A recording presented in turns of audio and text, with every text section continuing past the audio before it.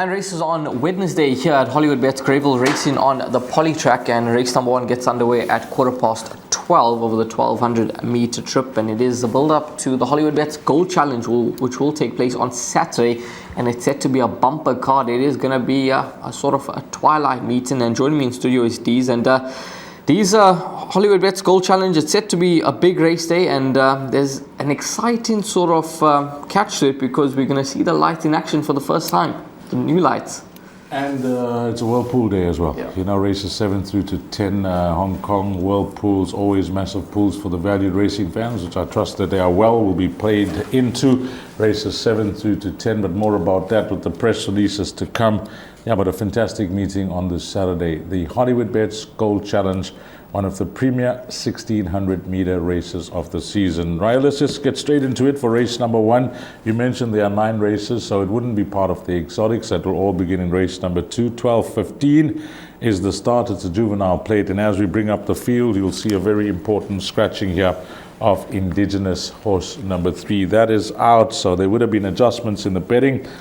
Number 1, Kalibuana at 8-1. Number 2, Holy Star at 6-10. And then we got number 8, Aristocratic at 2-1. Aristocratic is that horse that was supposed to debut a few meetings back at Hollywoodbets Scottsville, and I think refused to load. But there was money for the individual, and I remember chatting to Dean Kaname on the day as well, and he was expecting a forward run from the horse. So just unfortunate that the horse didn't race, but on what we saw first up, I think I worked with Sheldon on the day. This horse grabbed my attention, and we gave him his airtime. Unfortunately, scratch. So here to make his debut on the poly track now with a wide draw. But if the talk was anything to go by first up, I think one has to respect that. But no doubt, I think the 6-10 shot on what I saw first up is the horse to beat. Little Boy Blue, Trojannus, African Pride were all in that race. So it was a hot maiden. Number 2, Holy Star. Not too short in the market though? No, 6-10 I think is the right price. The only unknown in the race is Aristocratic. I can't see any of these race runners matching stride with what I saw at number 2, Holy Star. But this horse, Kalibuana, I expected better last time out, but maybe 1400 meters too far, too soon. I thought the 1400 meter trip is going to be ideal, so I was a bit disappointed with number 1. But I think Holy Star of the race runners stand out for me. Yeah, Deez, I think it's going to be a 2-horse race between Holy Star and number 8, Aristocratic, who is a smashing looking son of the non-platina, let me add, and he's related to that. His full brother is Luhamba Pombili's. Yeah, quick horse. Very quick horse, and he's done well in his career with 2 wins, and Kalantha and the likes of Simple as well. So I think he's going to be ready to rock and roll in this maiden over 1200. So I think he will fight it out with number 2, Holy Star. And then when you have a look at the balance, nothing really jumps off the page when it comes to the 3 other form runners. And then, of course, you've got to always respect the Michael Miller first-timers. They've proven to be very, very effective despite not being fancied in the market in recent outings. So 5 and 7 horses to keep an eye on. But I think you could start your day off with a nice exactas box with 2 and 8. 2 and 8 for Raheel include number 1, Kalibuana, with the blinkers on and dropping in distance to 1200 meters for your trifectas and quartets. But the race runner should be too good if Aristocratic is not good enough to win first up. Exotics will begin in race number 2. It's the start of the bipods. You need to get on the tote by 12:50, 10-1, a maiden juvenile plate for fillies. And the distance is 1400 meters. A very interesting race. There are a few runners that stand out. Number 1, Opera Fan, is at 17-10, and she is debuting on the surface, and she's drawn 1. On what I saw last time out over that 1500 meter trip, I think this 1400, if she takes to the poly track, she will go very close to winning.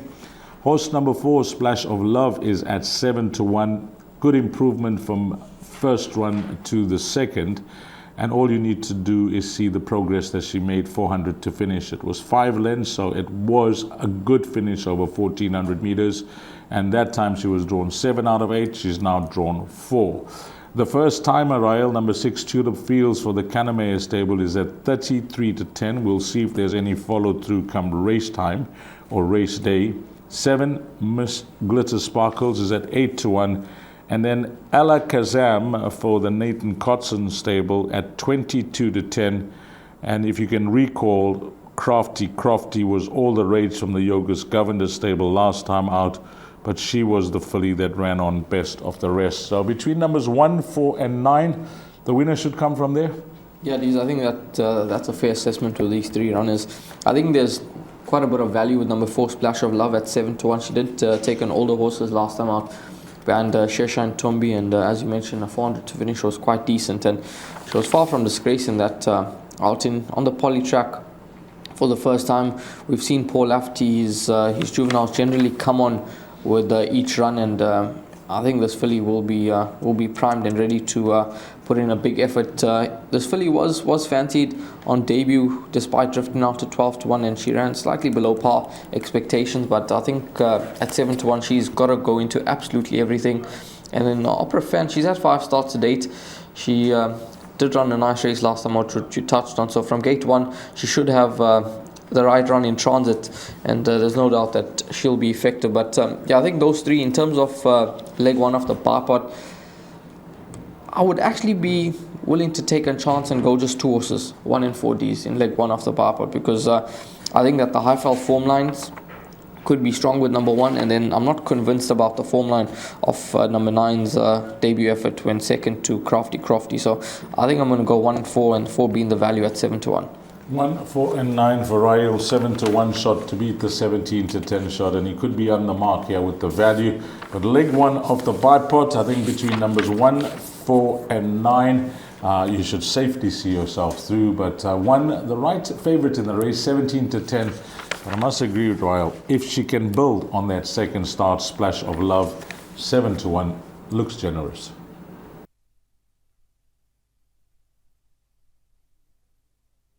Race number 3, start off the place accumulator, maiden plate over the 1,000 meter trip, 25 past 1 is the off time. And we've got another odds-on favourite, so race 1 and race number 3, we've got 2 odds-on shots. Number 3, Painetti, trading at 7 to 10. Number 2, Miss Kansas is a 4 to 1 shot. Number 5, DeRosa at 7 to 1. You can then get 8 to 1 and better bar those. Now, Jesus, 2-year-old son of Futura, Painetti's been improving all the while, and last time out he ran a career-best race, went second, beaten behind position of Power, who was a first-timer from the Allison Wright chart, so just finding 1 too good on the day.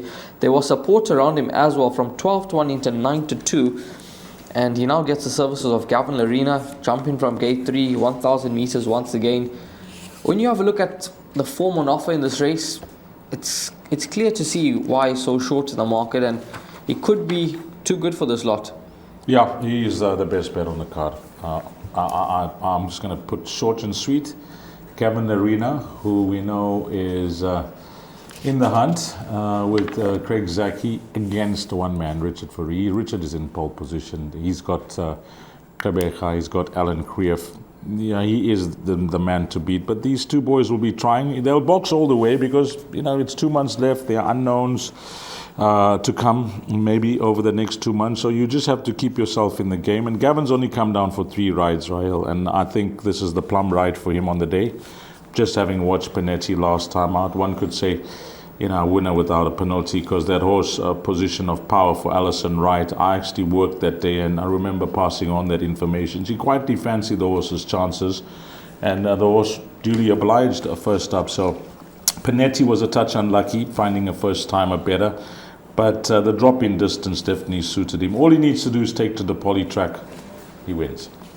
Yeah, I think you spotted it there. So all in here, race number 3, horse number 3, Painetti, banker in leg 1 of the place accumulator, no doubt banker in the bipod as well. And if you're looking to start some more to come from the day, well, perhaps you can look to number 3, Painetti.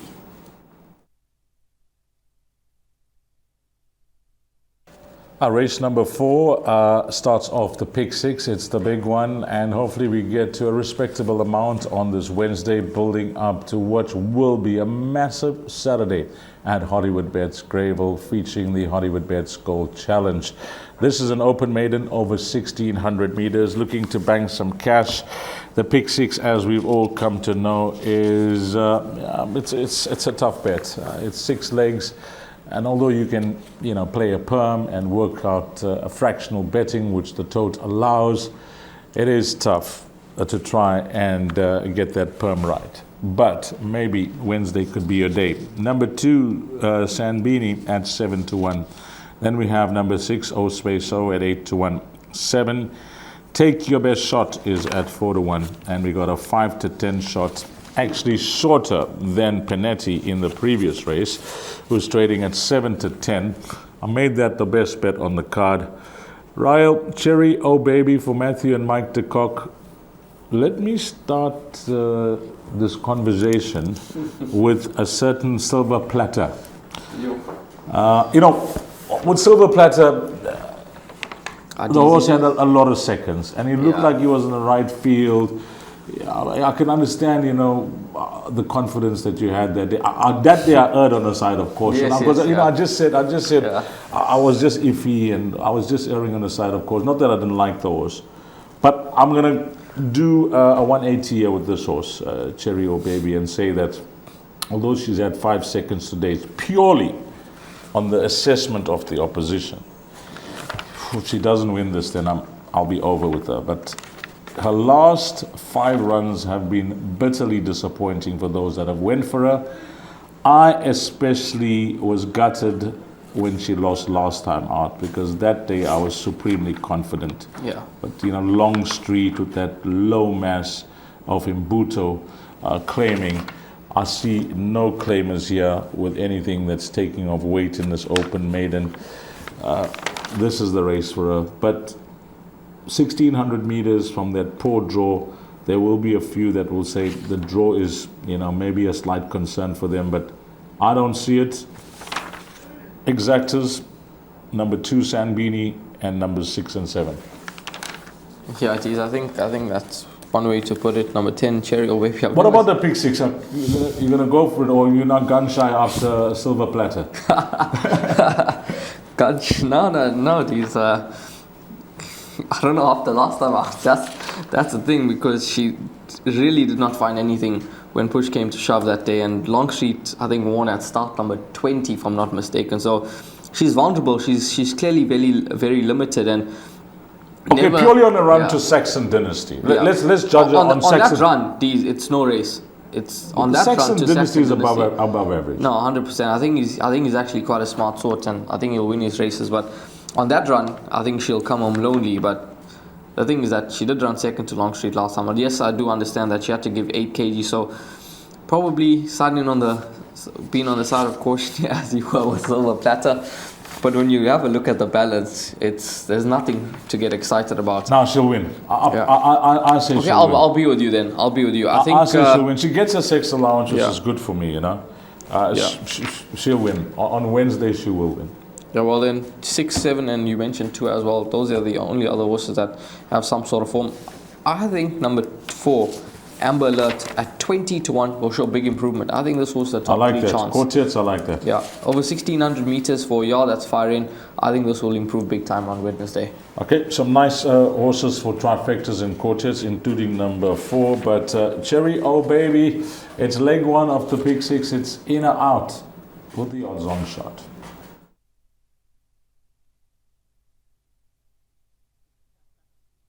Race number 5, next up, this is a D stakes over 2,000 meter trip. It is a start of jackpot 1. 1440 is the off time. And your favorite is number 7, Bally Magic, trading at 22-10. 3-1 on offer about number 1, Future Saint. Number 5, King Bavarian.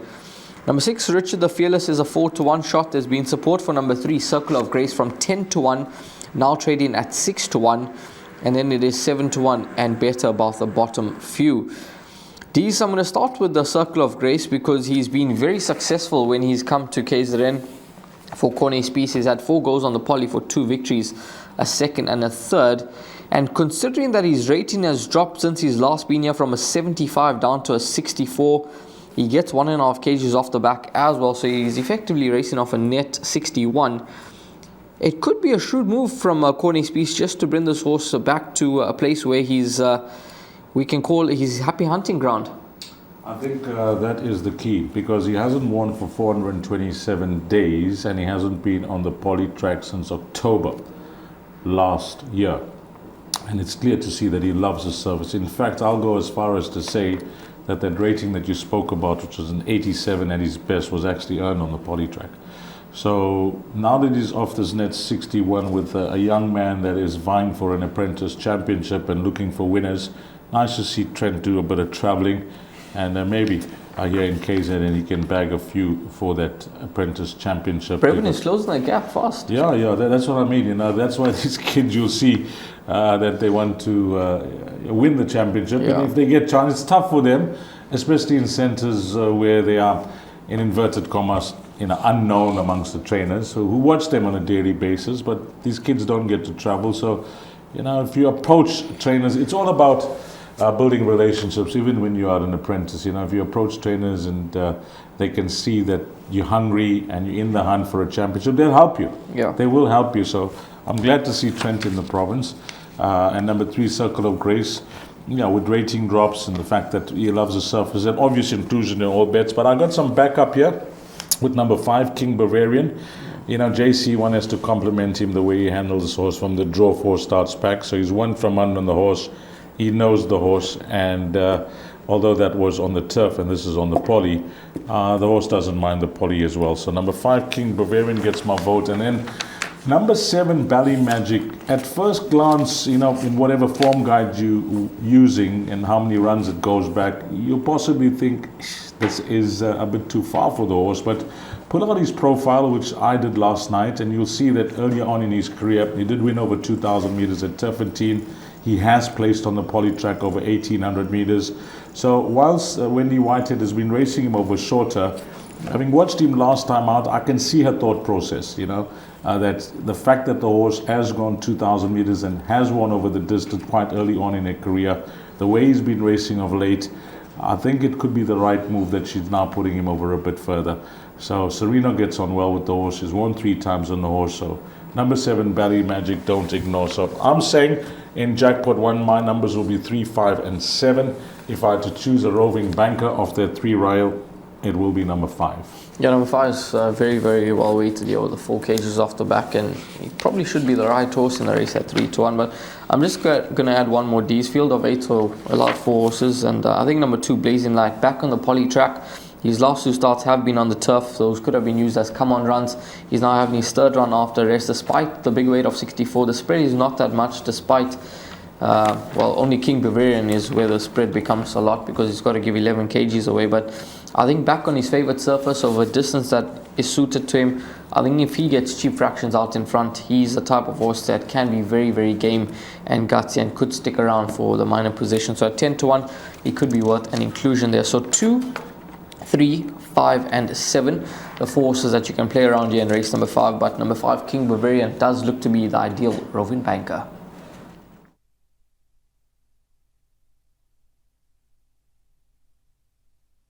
Are we on to race number 6, and with 9 races, that means it's the start of Jackpot 2 at 15:15, and it's over 1,400 meters. So we'll bring up the field, Ryle. I'll give you some comments and betting. Number 1, West Side Story. For Duncan Howells, first run on the poly track, a draw 1 is always a plus. Cabello up, and that last start will keep you interested, although it was back in October 2024, so she's likely to need of the run. Meritorious, I'll give the same comment too. She raced 2 times towards the end of last season. Her post-maiden run was very disappointing back in November. Maybe she deserved the time out. I think at any price, she's one to possibly consider for quartets. Number 3, One Path, is at 4-1 with Raymond Danielson. And on a last start, although it's not the same run with Woza Nawe and number 5, Sky Tricks, I just think on a collateral form line, there shouldn't be much between the 2. But One Part, nice to have Raymond Danielson in town. Of course, he is the big race rider now for See It Again, trained by Michael Roberts, and we'll see it again over the weekend in the Gold Challenge. I think Raymond's has picked up a nice ride here on One Part for Frank. Number 5, Sky Tricks. If I had to pick a horse as a roving banker, Ryle, this is going to be my 7-1 shot. Fairly consistent, and I mentioned on a line to Woza Nawe, although they're different races, I like Sky Tricks ahead of number 3, One Part. Number 6, Beautiful Rania at double figures is my big roughie in the race. I've been waiting for the right type of feel for her to be competitive. I think she's nicely weighted here with 54.5 kgs on her back. Number 8 amongst the clouds at 28-10. You're going to be the judge on what you've seen of her 2 runs in the province. I'll take a stance and say last time out the draw cost her behind Prom Queen that we liked, but 8 among the clouds will be popular in the exotics. And then Juliet Tango is an 8-1 shot. She's come tumbling down to the ratings, but she has a poor draw to contend with. So after that summary, Rael, I'm actually going to tip them in order of preference for you. 5, Sky Tricks to beat. Number 8, Among the Clouds. Number 3, One Path. And I like number 6, Beautiful Rania and everything. So 5, 8, 3 and 6. These we see this race pretty much the same here. I think you spot on the mark with number 5, Sky Tricks, 7-1, lots of value, and she's not the most reliable sort around, but she's very, very capable on a day, and I think the rest would have done a world of good. I think she'll come back a better horse for it, and I think with that last run under the belt, when second to Fazer, I think she's going to go well. And then number 3, One Path, the filly that Frank Robinson believes is quite useful. Last time out, maybe just a bit too far because she hit the front and then she was just sort of found wanting over the final bit. She's now third up. She jumps from gate number 3. I see no issue with her dropping in distance as well. So I think she's going to run a huge race. And yeah, I'm going to try take a stance here and play it light in terms of the bar pots and the place accumulators with just those 2 horses, 3 and 5. I think between one of them, I think we could see the likely winner. I know you mentioned number 6, Beautiful Rania, and number 8, Among the Clouds, who, Among the Clouds, she's probably the type of horse that you want to play quartet around because she's never too far off the action, always earning a check and always there or thereabouts for the top 4. But when it comes to the wins, she very seldom wins. It's 693 days since she notched up her maiden victory. So she's, I think, good enough for quartets, but in terms of the win, I prefer others. And I'm going to go 3 and 5, the 2 horses for me here. 3 and 5 for Rael, 5, 8, 3 and 6, leg 1 of Jackpot 2.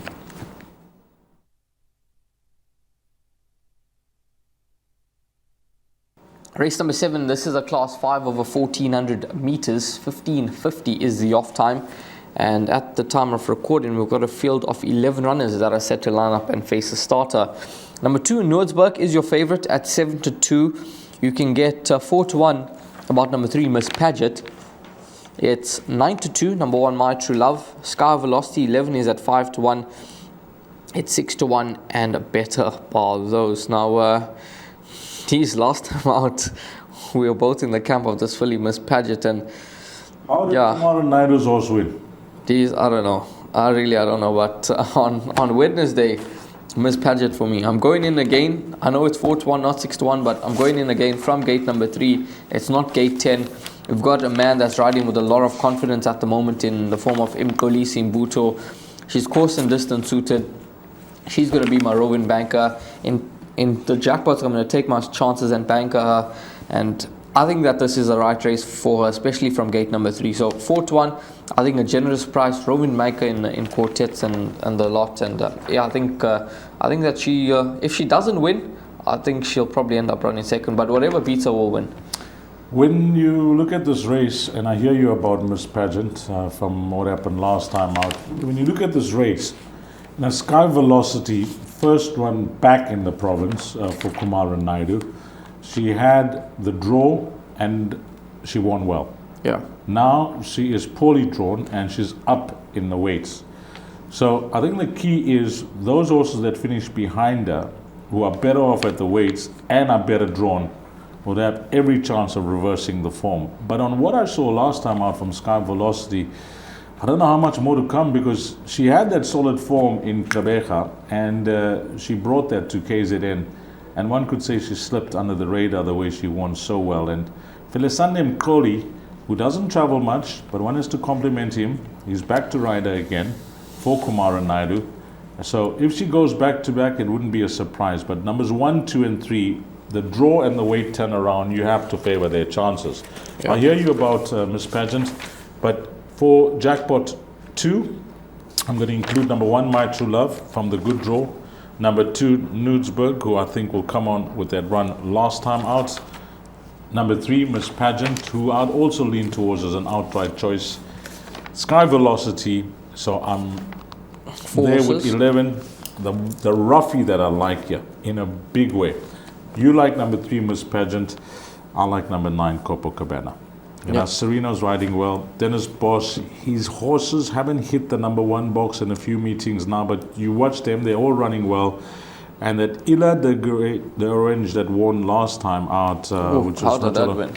That won good. And another horse, I think first up for Kumara Naidu. Yeah. So this horse, number 9, Copacabana, again, you know, you look at the rating, you look at the way she's weighted. I think she's primed to run a big race here. So 76 down to a 58. It looks like the right field.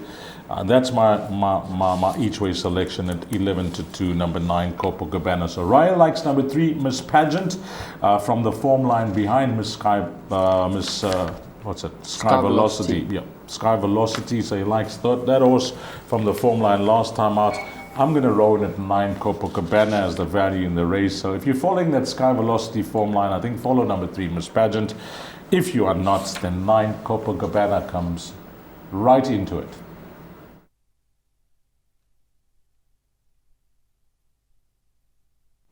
Our race number 8, it's a middle stakes, over 1,000 meters. It's the last double on the card, and we should get things off at 16.25. Bring up the field, give you some betting and a comment. Number 1, Imbele, Louis Courson's runner, is trading at 7-1. Drawn nicely, low weight. I've gone for this horse in the past. The form is in and out. It doesn't give me any confidence, but 52.5 kgs. Maybe Wednesday could be the day. Then we go on to number 3, Jet Legacy, who is a solid individual, nicely drawn at 3. And one will expect another good run from him, but his better performances have definitely been on the turf. 4, Future Flow from the Michael Roberts stable. Well, he always puts in an honest shift, and one can say a horse that's just grown in confidence after taking a bit of time to crack the maiden. Raymond Danielson, I mentioned, is in town to ride number 4, Future Flow. If you are looking for the ideal place accumulator banker on the card, and a roving banker and quartets and trifectas, you will get that run from 4, Future Flow. I'm just talking to Ryle off here about, you know, how a horse doesn't perform on any other surface but the poly track, and a prime example is number 6, Princess Hannah. Unbelievably, you know, each time they put her on the turf, it's out, but when she gets back on the poly track, it's in. She just loves the surface. She's at a high of a 91. She hasn't achieved this type of rating any time in her career. And of her 5 wins, 4 have been on the poly track. Go and watch the replay of her last start. You don't see these times.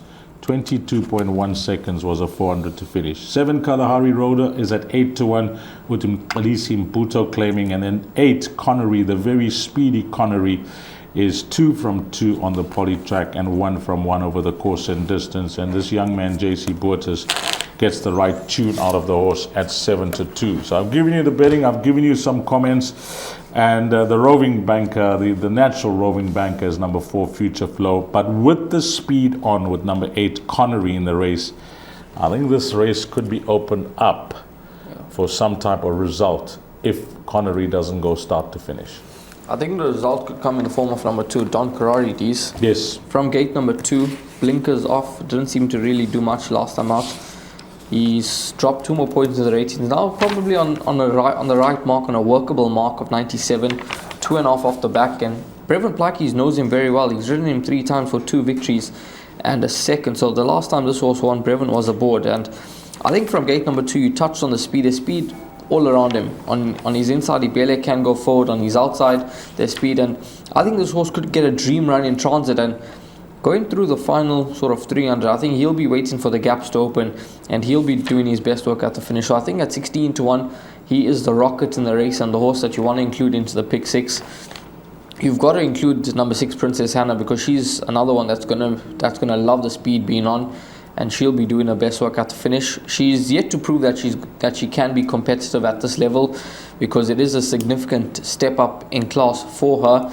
But the way she's been doing it, there's no reason to suggest that she won't be able to put up her hand and put her best foot forward in this race. And I think even like a horse like number 5, One Too Many, who's very capable on his day with a 2.5 off the back, you just have to look at his course and distance form. and you'll see that he's very effective here. So I think it could turn out to be a very, very trappy contest. But I'm going to go each way on number 2, Don Carrari. I think at 16 to 1, he represents a bit of value in this race. And if Riley's tipping number 2, Don Carrari, who's in double figures, tells you what he thinks of the race.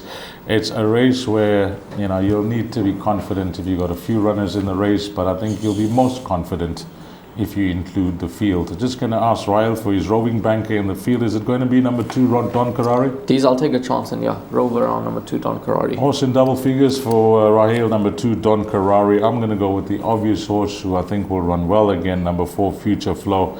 But the filly in the race, she's reached the highest mark in a career of 91, but she just continues to win on the poly track. Could she win again after finishing off her race in 22.1 seconds last time out? I don't think it'll be a surprise winner.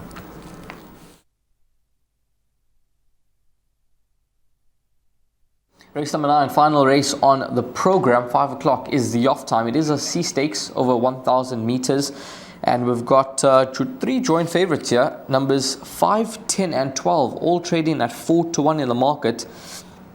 Number 3, Andy Kugel, is a 6 to 1 shot. Number 4, Celtic Chief at 7 to 1. It's 8 to 1 and better Baldos. You can scratch number 2, Bless Me Fred.